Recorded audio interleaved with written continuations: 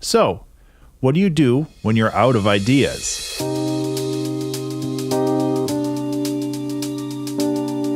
Hi everyone. Welcome back to the Creative Exploration series.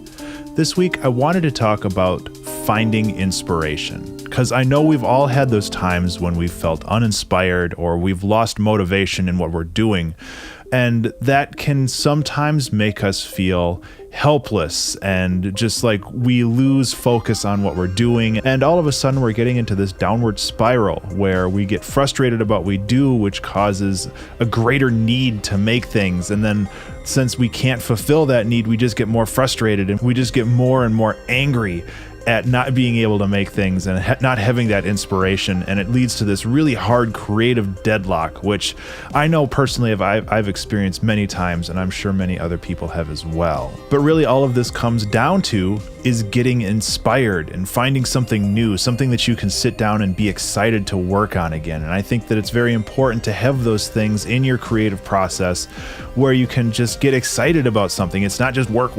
And it doesn't have to be a large project either. Those small projects are very valuable at building momentum. Creative momentum is something that I've talked about before, but it's basically having that drive to finish one project and move right on to the next one because you're just so excited to make things again.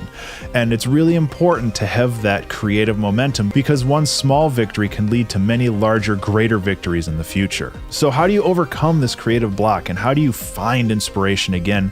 And it's a tried and true method, but often the best solution is just to go out and try new things. And I know it's a simple solution and it sounds kind of just like snake oil, but just hear me out on this one because I think it's actually really important just to think about this because I think it makes sense. Often, art is made from what you know. Combining things that you've experienced in your past in new and interesting ways to create something absolutely new. And you might feel uninspired because you've taken all of those things that you've done in the past and you've combined them in new and interesting ways, but you just need to inject more new things into that whole menagerie that you have and just shake things up by forming new experiences, new memories to mix up what you have already. It can really feel like you're adding new colors to your palette when you have like new experiences that you can share with all your old experiences. And I wanted to share one of my experiences. Last month, I went to Arizona for the first time, and this is really the first time I got to experience the desert as an adult. I think I was very, very little when I was in the desert last, and it was so cool to just walk around and see the cacti and all of the plants that they have there, and just like the scene in general, where it's like they don't really have lawns out there because it's so hot and dry, and it was such a big shift for me. But after I got back, there was a music challenge where I had to write a song focused on a desert theme. And I got to thinking about the saguaro. Saguaro? I can't remember how it's pronounced, but I got to thinking about that and just how cool they are, both when they're alive and when they die. They turn into these like spires of like tendrils, like all dry and rattly and stuff. And it kind of formed a whole song idea around that, which turned into the Saguaro Graveyard song that is on this channel as well. And I should mention that these new experiences don't have to come from travel. They can be basically almost anything. It can be listening to new music or searching for art online. I know sites like Pinterest are a bit cliche, but honestly, it's a really good resource for finding new things for like pixel art, or if you're doing art for video games or anything like that. There's just tons of stuff out there, and it's very well organized in some places. Above and beyond that, it's also important to try adding randomness to your searches. Try to get lost in your searching. Just click links and see where you end up. Because if you're looking in predetermined spots, you're not going to find exactly what you're looking for because you're trying to find something new, something that you haven't experienced before. So it's important to just kind of go off the paved trail and just try to forge your own path once in a while too. And alternatively, you can actually try to actively experience things you don't like.